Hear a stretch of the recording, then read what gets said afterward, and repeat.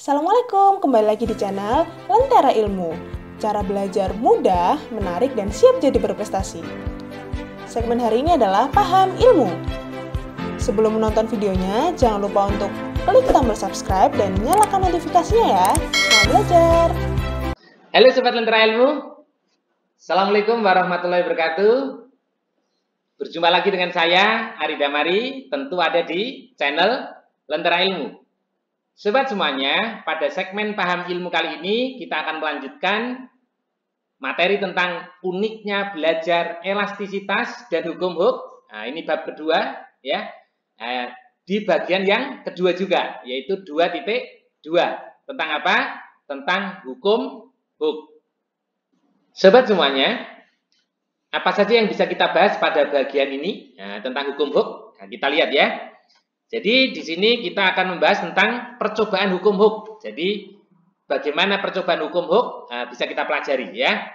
Kemudian yang kedua, dari percobaan tadi ada data. Nah, sekalian bagaimana cara menganalisisnya, gitu ya.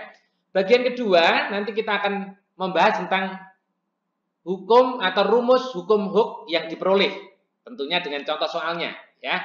Dan yang keempat, di elastisitas ini ada yang disebut dengan energi potensial pegas. Ya, kita mulai untuk yang pertama ya. Nah, di sana ada percobaan hukum Hooke. Nah, sobat semuanya, bagaimana prosedur dalam percobaan hukum Hooke? Nah, kita rancang ya. Ini rancangannya begini. Nah, alat yang digunakan ini ada 4. Yang pertama adalah statif, pegas, beban, dan mistar. Nah, sobat semuanya, kita rancang seperti ini. Disinilah statifnya nomor 1, tentunya ada pengaitnya juga, ada klaimnya di sini. Kemudian ini pegas, ini nomor 2 berarti. Nah, dari pegas ini digantung, kemudian diberi gaya ke bawah. Nah, gayanya dengan apa? Yaitu dengan beban. Jadi ada statif, ada pegas, ada beban. Nah, sehingga kalau diberi beban, seperti ini yang terjadi ya. Jadi ini ada beban. Nah dengan beban ini berarti kan memberikan gaya F ke bawah, besarnya tentunya M kali G. Nah sobat semuanya, dari sini maka ini terjadi pertambahan panjang pegas. Nah ini ada delta X. Delta X-nya diukur dengan mistar. Nah inilah rancangan percobaan, semoga bisa dipahami. Nah, sobat semuanya, untuk percobaan hukum Hooke ini di awalnya itu dengan tujuan untuk mencari hubungan antar besaran, yaitu hubungan antara gaya dengan pertambahan panjang. Oleh sebab itu, untuk berikutnya perlu kita pahami yang disebut dengan variabel-variabel dalam percobaan. Nah, apa saja itu? Nah, ini yang pertama ada variabel bebas. Sobat semuanya, dalam percobaan ini itu yang kita ubah-ubah adalah beban. Nah, beban. Tapi yang sebagai variabel bebas bukan beban, tetapi apa? Beban ini digunakan untuk memberikan gaya F. Nah, berarti variabel bebas adalah gaya. Nah, berikutnya, apa yang dicari keterkaitannya? Nah, disebut dengan variabel terikat, yaitu perpanjangan pegasnya. Jadi, di sini dicari pengaruh F terhadap delta X. Berarti ini pertambahan panjang delta X. Nah, sobat semuanya, tentu selain 2 besaran itu harus dijaga tetap, sehingga dinamakan dengan variabel kontrol. Apa itu? Yaitu jenis pegas. Nah, sobat semuanya, jenis pegas inilah nanti yang kita cari yang disebut dengan konstanta pegas. Nah, sobat semuanya, nanti dalam percobaan ini mencari bagaimana pengaruh kalau F itu diubah-ubah. Nah, pengaruhnya delta X bagaimana? Nah, walaupun sebetulnya boleh dibalik sobat semuanya, untuk hukum Hooke yang awal itu mengubah-ubah delta X dengan mencari berapa gaya yang dibutuhkan. Tetapi untuk lebih mudahnya kita gunakan yang ini, yaitu variabel bebasnya yang diubah-ubah adalah F, kita cari delta X-nya. Nah sobat semuanya, kita lanjutkan untuk percobaan hukum Hooke itu bagaimana prosedurnya. Nah, atau langkah-langkahnya gitu ya. Jadi ada 3 langkah utama kalau kita percobaan mencari hubungan antar besaran. Nah, tentunya yang pertama adalah merangkai alat dan bahannya. Tapi saat ini tidak ada bahannya ya, hanya alat. Nah, ini ada statifnya, kemudian ada pegasnya digantung. Nah, ini merangkainya ya. Jadi untuk langkah pertama, kita rangkai seperti ini. Nah, ini ya. Nah, sobat semuanya, ini akan lebih bagus kalau diukur panjang mula-mulanya. Nah, ini dengan mistar ya. Dengan mistar seperti ini adalah L atau X0 gitu ya. Ini X0. Nah, kemudian langkah yang kedua, sobat semuanya, kita berikan variabel bebasnya. Apa itu yang kemarin tadi adalah kita beri beban. Nah, gitu kan, kita beri gaya. Sudah ditarik seperti ini, tapi kan sulit, tarik ini berapa ukurannya. Maka supaya mudah adalah diberi beban. Nah, diberi beban, ini langkah yang kedua ya. Diberi variabel bebasnya, di bebannya ini. Kemudian diukur variabel terikatnya. Jadi kalau tadi tidak ada ini adalah X0, kemudian di sini adalah, atau dari sini diberikan tanda. Nah, misalkan dari ini ya. Kemudian ini begitu ada beri gaya, itu kita ukur panjangnya atau pertambahannya. Ini namanya delta X-nya. Ya, itu langkah yang kedua. Langkah yang ketiga bagaimana?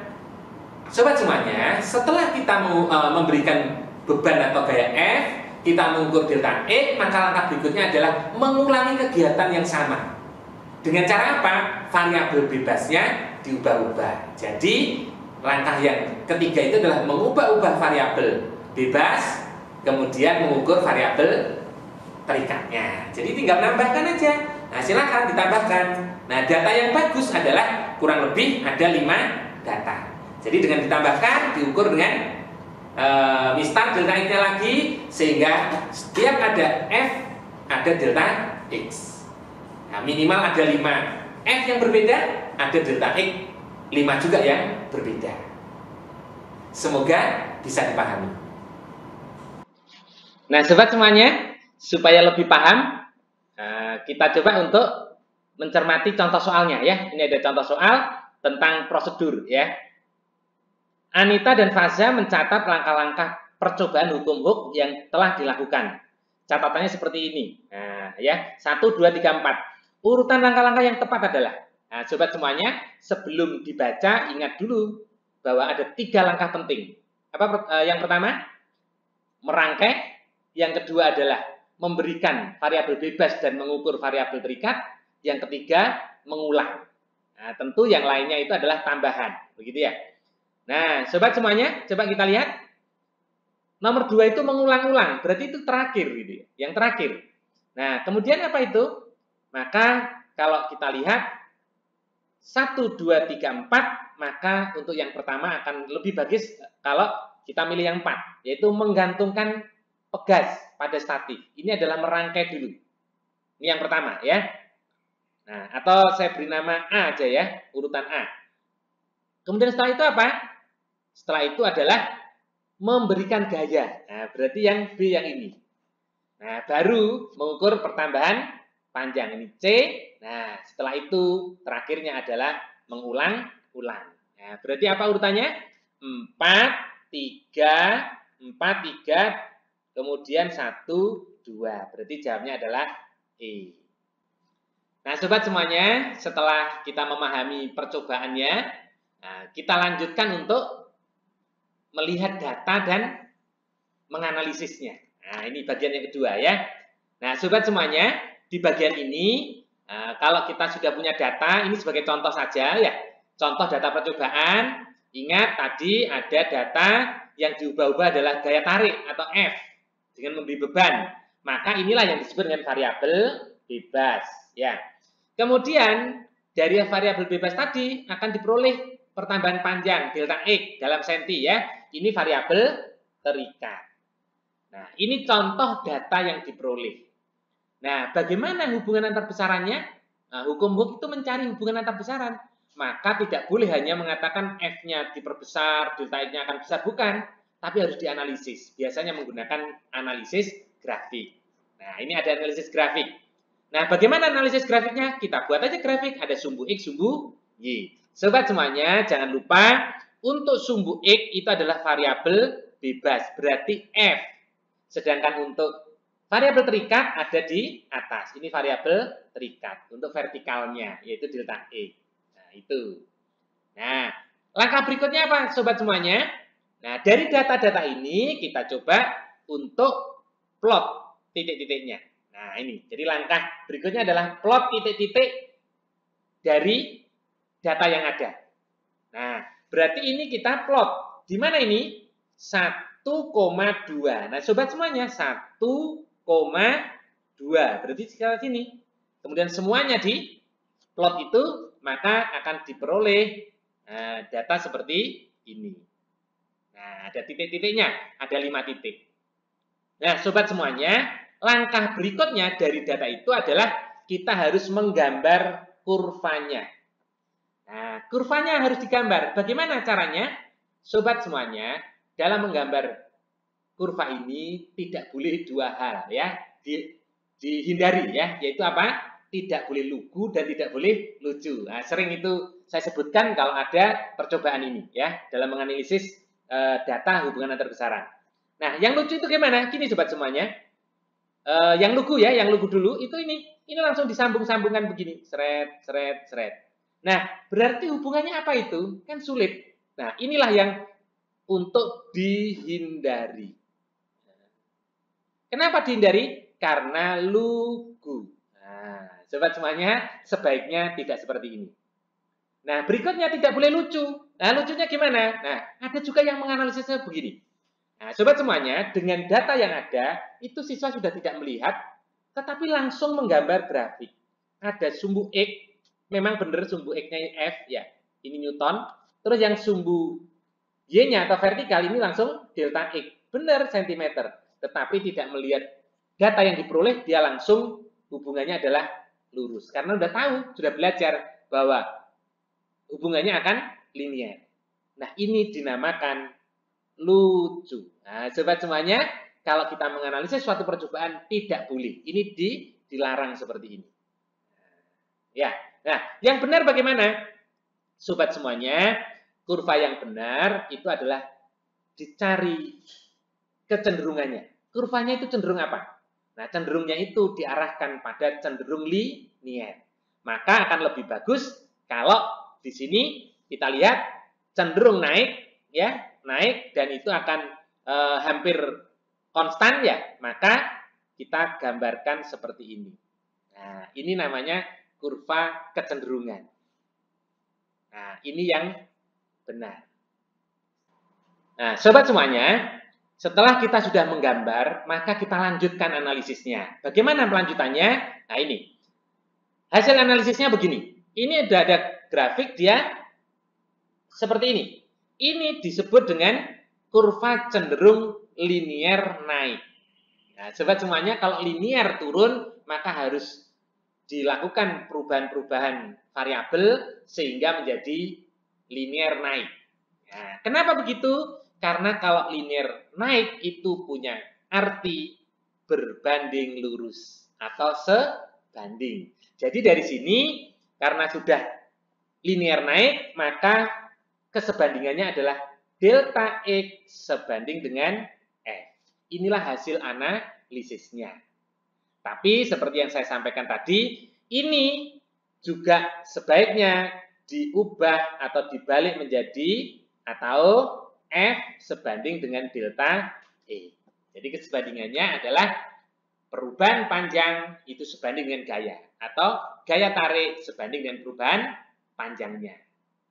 Sobat semuanya, kita coba untuk memahaminya. Nah, itu biasanya kan menghangatkan otak kita gitu ya.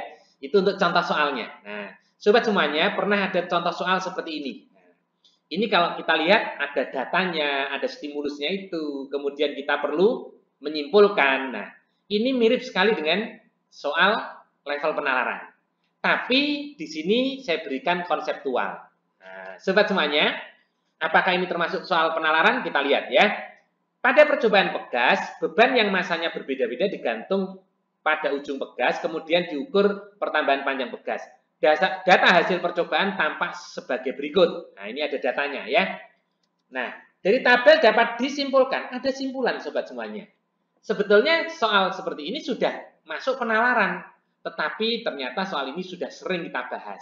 Percobaan tadi juga sudah kita bahas. bahwa setiap ada percobaan hukum Hooke, maka akan ada kesebandingan, yaitu adalah F sebanding dengan delta X. Berarti ini secara konsep kita paham. Jadi bukan bernalar. Sehingga otomatis kita tahu jawabannya. Apa itu? Semakin besar F, semakin besar pertambahan panjang. Jawabnya B. Jadi sobat semuanya, ini termasuk soal pemahaman saja karena ini sudah terbiasa diberikan atau dipelajari. Nah, berikutnya kita pahami untuk soal yang kedua. Nah, untuk hasil kesebandingan ini ya. Jadi, ini ada soal yang kedua. Nah, kalau yang ini saya beri judul di sini kesebandingan. Sobat semuanya, hasil awal dari percobaan hukum Hooke adalah kesebandingan F dengan delta X. Nah, maka ada soal yang seperti ini. Panjang mula-mula sebuah pegas sebesar 15 cm, pegas akan bertambah panjang berarti delta X, ya. Delta X itu 4 cm jika diberi gaya, berarti F, ya, 12 Newton. Supaya pegas menjadi 24 cm, menjadi 24 cm dari 15, berarti ada delta X, berarti delta X 2, ini 1, ini F1 berarti. Berapa itu? 24, 15 jadi 24 berarti 9 cm. Maka pegas harus ditarik dengan gaya sebesar, berarti ini F2. Nah, sobat semuanya, coba kita lihat. Kalau ada F1, ada delta X1. Nah, sekarang F2 berapa kalau ada delta X2?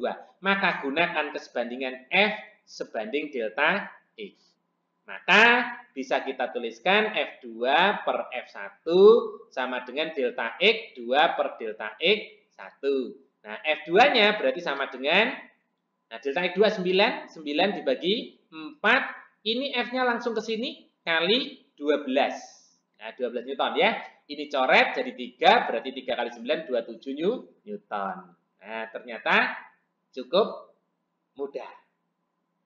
Nah, sobat semuanya, untuk hasil kesebandingan sudah kita pahami. Nah, berikutnya itu bisa kita turunkan rumus hukum Hooke. Nah, kita lihat ya, bagian yang ketiga, rumus hukum Hooke. Nah, bagaimana merumuskannya? Sobat semuanya, sebenarnya pola pikirnya sama dengan percobaan-percobaan kesebandingan yang lainnya. Nah, apa itu? Yang pertama adalah kesebandingan apa yang ada. Ya, tadi sudah kita peroleh F sebanding delta X. Nah, supaya sama harus ada pembanding, namanya konstanta atau tetapan. Di sini disimbolkan K. Nah, K itulah yang kemudian disebut dengan konstanta pegas. Nah, sobat semuanya, dengan konstanta K maka akan diperoleh F itu apa? Ya sama dengan K delta X. Nah, inilah yang kita kenal dengan nama rumus hukum Hooke. Nah, sobat semuanya, mari kita pahami untuk contoh soalnya. Nah, lebih hangat lagi nih berarti ya. Nah, ini contoh soalnya. Yang pertama ya. Pada percobaan hukum Hooke, pegas digantung dan ditarik gaya F sehingga memperoleh data seperti berikut. F itu gaya tarik, pegas ya, delta X-nya pertambahan panjang. Dari data tersebut dapat disimpulkan pegas memiliki tetapan. Jadi yang ditanya adalah K. Nah, sobat semuanya, banyak percobaan hukum Hooke itu tidak hanya mencari hubungan antar besaran, tetapi mencari K. Itu bisa. Nah, analisisnya berarti mencari besaran. Nah, sobat semuanya, ini contoh soalnya seperti ini. Jadi ini yang sering muncul juga. Nah, bisa 3 data, 4 data gitu. Minimal 3 sampai 5. Itu yang sering muncul. Maka kalau mencari K bagaimana? Ya, langsung kita berikan tambahan di sini nih K. K itu apa? F per delta X. Nah, sobat semuanya, delta X-nya dalam senti. Berarti ini 0,00048. Tentunya gitu ya. Atau nanti hasilnya dikalikan 100. Nah, sobat semuanya, berarti ini K untuk yang pertama 88 dibagi 0,11 atau dibagi 11 kali 100. Berarti jawabnya adalah 800 Newton. Ini sudah dalam meter. Berarti Newton per meter. Nah, yang lainnya gimana? Boleh dibagi langsung, boleh pendekatan. Sobat semuanya, 65 atau 64 dibagi 8 kan sekitar 8. Nah, berarti ini menggunakan pendekatan. Sangat dekat dengan 800 juga. 40 dibagi 4,8 kan sekitar 5. Juga mendekati 800. Loh, kenapa kok cari pendekatan? Karena mencari K rata rata. Berarti karena dekat dengan 800, rata-ratanya adalah 800 Newton per meter. Nah, dan ketepatan jawabannya sangat jauh-jauh, 800, 400, berarti kan kita pilih yang paling dekat. Yaitu berapa? 800. Nah, sekali lagi, sobat semuanya, sering percobaan hukum Hooke itu tidak hanya mencari hubungan antar besaran, tetapi bisa langsung sampai pada pengukuran K. Nah, berapa K pegas tadi dengan melakukan beberapa kali percobaan. Percobaannya sama, tetapi yang dicari adalah K. Semoga bisa dipahami. Nah, sobat semuanya, kita lihat untuk contoh yang kedua, ya. Dari percobaan menentukan elastisitas karet dengan menggunakan karet ban, diperoleh data seperti berikut. Dapat disimpulkan nilai konstanta terbesar, K terbesar. Nah, sobat semuanya, tentu kita gunakan rumus K sama dengan F per delta E. Nah, sobat semuanya, kita bisa menghitung satu persatu. Tetapi karena yang ditanya adalah terbesar, maka boleh digunakan pola berpikir kesebandingan. Jadi tidak perlu dihitung satu persatu, tapi cukup dibandingkan. Dengan cara bagaimana? Ingat, K sebanding dengan F dan berbanding terbalik dengan delta X. Berarti atau dibagi, begitu ya. Nah, sobat semuanya kita bandingkan aja. Ini, coba kita lihat yang paling besar kan F-nya ini, 10 ya. Nah, ini 3,3. Ini 3,5 kan lebih besar. Ini hanya 7, berarti 7 dibagi 3,5 otomatis lebih kecil dibanding dengan yang 10 per 3,3. Begitu juga ini hanya 9, tetapi ini 4,5, otomatis pasti salah. Nah, sobat semuanya, 10 dibagi 3,3 itu kan 3 lebih dikit ya. Tapi kalau 6 dibagi 2, itu kan 3. Maka ini salah. Sehingga membandingkannya hanya B dan E. Ini hasilnya sekitar 3. Kalau saya tuliskan ya, ini sekitar 3. Yang ini adalah 3,2. 8 dibagi 2,5. 8 kali 4, 3,2. Berarti yang K terbesar adalah jawabnya B. Nah, bagaimana? Mudah dipahami dengan kesebandingan? Nah, sobat semuanya, setelah memahami hukum Hooke, maka kita tambahkan satu materi esensial lagi, yaitu energi potensial. Nah, sobat semuanya, pegas atau elastisitas atau benda yang elastis itu menyimpan energi, sehingga disamakan dengan energi potensial. Terkenalnya energi potensial pegas, tapi bisa juga disebut energi potensial elastisitas. Nah, sobat semuanya, bagaimana menentukan rumusnya? Kalau ada grafik Fx, ya seperti ini kan? Ingat, usaha, energi atau usaha kan sama rumusnya. Usaha itu kalau ada grafik Fx, maka usahanya menyatakan luas kurvanya. Maka di sini sama. Kalau ada rangkaian grafik seperti itu, maka EP-nya itu adalah luas daerah di bawah kurva. Nah, di bawah kurva ya. Nah, maka yang ini. Jadi ini kalau saya berikan tanda sini, ini X, ini kan F gitu ya. Pada F tertentu, maka yang namanya EP itu menyatakan luasnya ini. Nah, ini. Jadi ini EP itu sama dengan luasnya. Nah, berapa luasnya? Luasnya segitiga, berarti setengah F kali E. Sobat semuanya, X boleh, delta X boleh. Karena ini grafiknya sudah X, maka kita gunakan yang rumusnya E. Nah, ini rumus EP. Nah, masih ingat tadi, hukum Hooke F sama dengan K kali X. Sehingga kalau kita punya rumus F sama dengan K kali X, maka EP juga boleh dirumuskan. Apa itu? Setengah KX kuadrat. Nah, sobat semuanya, dua rumus ini tolong diperhatikan. Kedua-duanya gunakan pada saat yang tepat. Apa itu? Kalau ada grafik, gunakan lebih baik luas. Setengah Fx. Tapi kalau ada nilai-nilai, yaitu ada K sama X, maka gunakan setengah KX kuadrat. Nah, sekarang coba kita lihat contoh soalnya. Nah, contoh soalnya ketepatan grafik ya. Grafik Fx menunjukkan hubungan antara gaya dan pertambahan panjang pegas. Besar energi potensial pegas berdasarkan grafik adalah titik. Nah, berarti langsung ini menyatakan luasnya ini. Ya, EP sama dengan luas. Nah, luasnya apa? Setengah Fx. F-nya 40. Berarti setengah kali 40 dikalikan X-nya 0,08. Nah, ini kalau kita bagi berarti 20. 20 kali ini adalah 1,6 Joule. Jawabnya adalah D. Semoga dipahami. Sobat semuanya, demikian tadi pembahasan kita tentang uniknya belajar elastisitas dan hukum Hooke, yaitu bagian yang kedua tentang hukum Hooke itu sendiri. Ya, semoga mudah dipahami, semoga bermanfaat. Ikuti untuk bagian-bagian selanjutnya. Terima kasih. Wassalamualaikum warahmatullahi wabarakatuh. Thank you for watching this video. Jangan lupa untuk like, comment, dan share. Semoga video yang bermanfaat ya. Jangan lupa juga untuk ikuti segmen Lentera Ilmu lainnya. Sampai bertemu di video selanjutnya.